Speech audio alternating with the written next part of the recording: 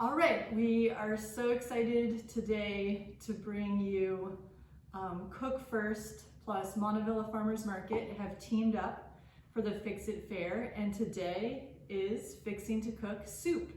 And we're starting out with a wonderful vegetable lentil soup that Montavilla Farmers Market Assistant Manager Ali Neary is here to share with you all.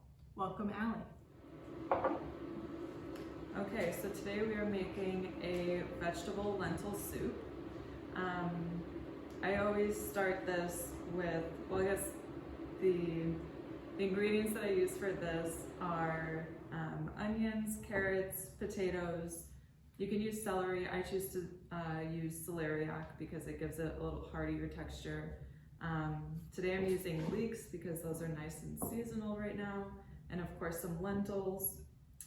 And broth, and today I'm using chicken broth because that's what I had on hand, but you can use a vegetable broth. You can use this from a bouillon cube or making your own at home. And then a key ingredient is a Parmesan rind if you eat cheese. This is a great addition to the soup. And finally garlic. So I always start with the onions first, and today I'm going to do onions and leeks together at the same time. I'm going to go over here and turn on the induction burner.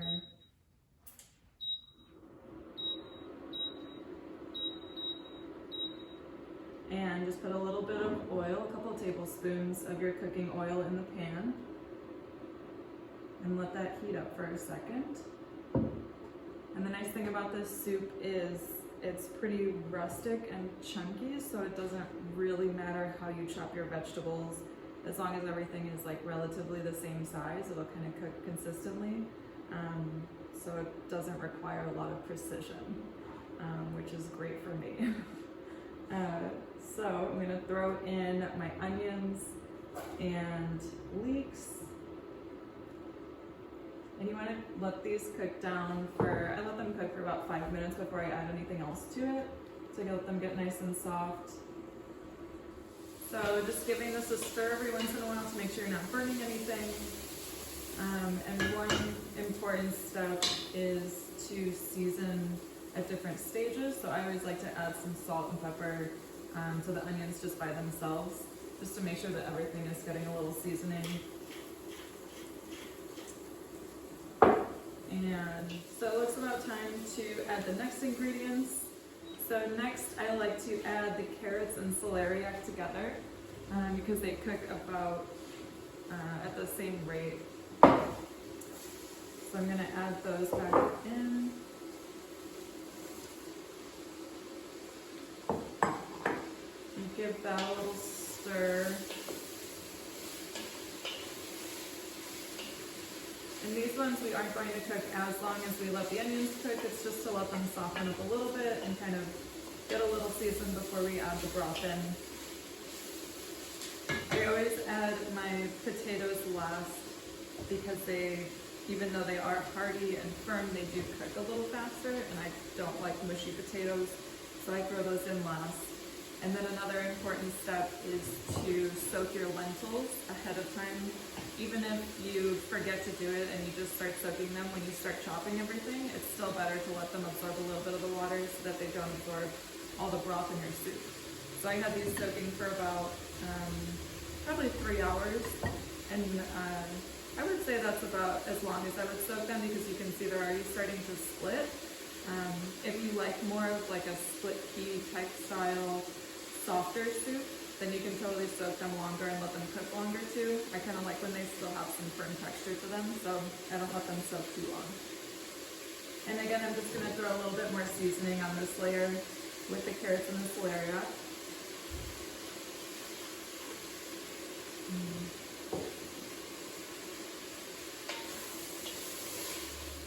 So I like to use green lentils in my lentil soup. They're a little bit bigger than red lentils, and they have a little bit firmer of a texture. If you like more of a softer soup and more like a split pea type style or like pureed soup, the red lentils are really great, and they will split a lot faster and get mushy faster. So just keep that in mind if you're going to use those to adjust your cooking time, or if that's what you're going for, just throw them in and let them go. So this is cooking down a little bit and getting nice and brown on the bottom without burning. So it's time to add the rest of the ingredients. So I'll throw in the potatoes and the lentils.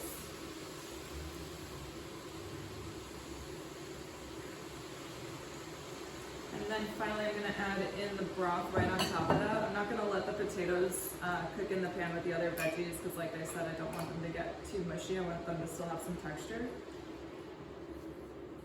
And like I said before, you can use any kind of broth that you have on hand, or if you want to make your own. Today I'm using chicken broth. Adds a little bit more flavor, which is nice too. The way my grandma traditionally cooks this recipe, she doesn't use any kind of broth at all, so that's also an option. She just uses water, and then at the end makes sure to throw in a lot of Parmesan and parsley to kind of give it some more flavor. So that's how I grew up eating the soup, and it's also delicious. I like to add broth because I like a little bit more seasoning and a little bit more salt. So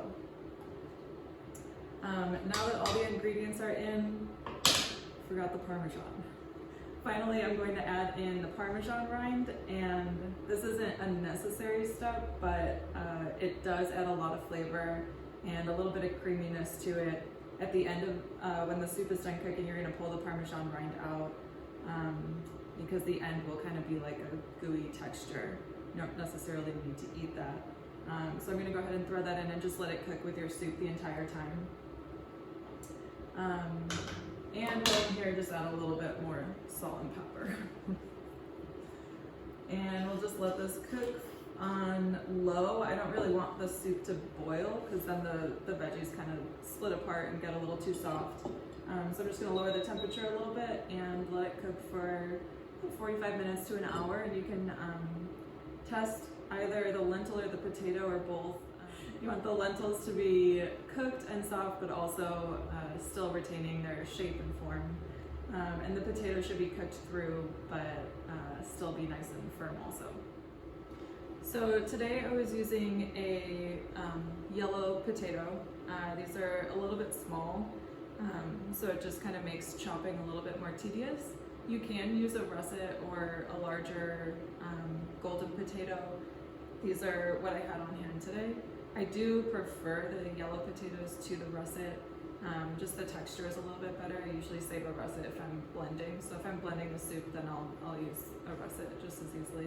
So right now I'm preparing the garlic and the parsley. These will be the final touches to go into the soup. Just giving this parsley a nice fine chop.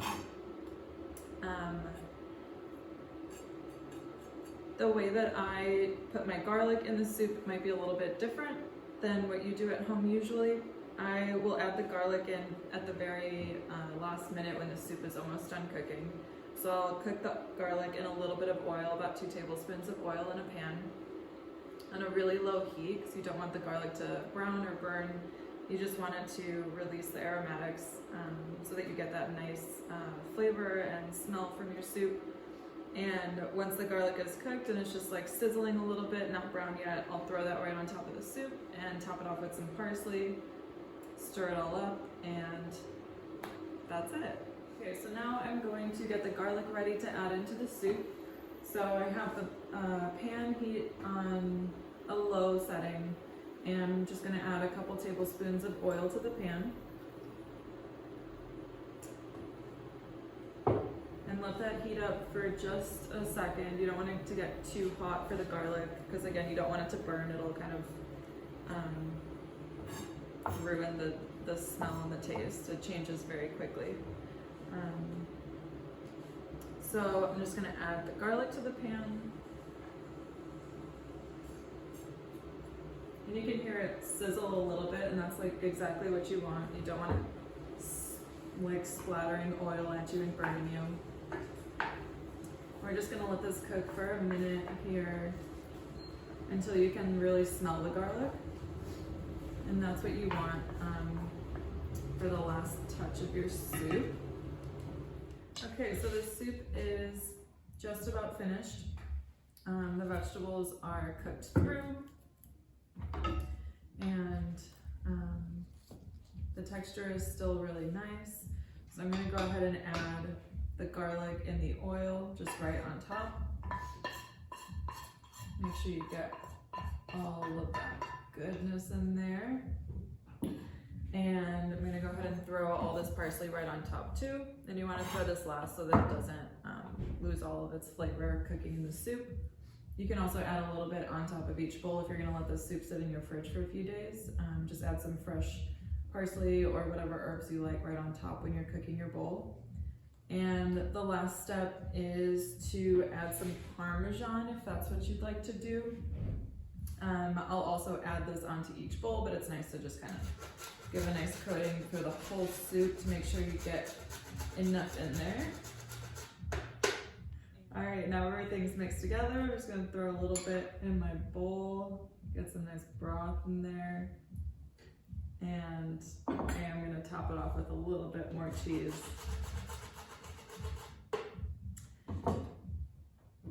And let's try it.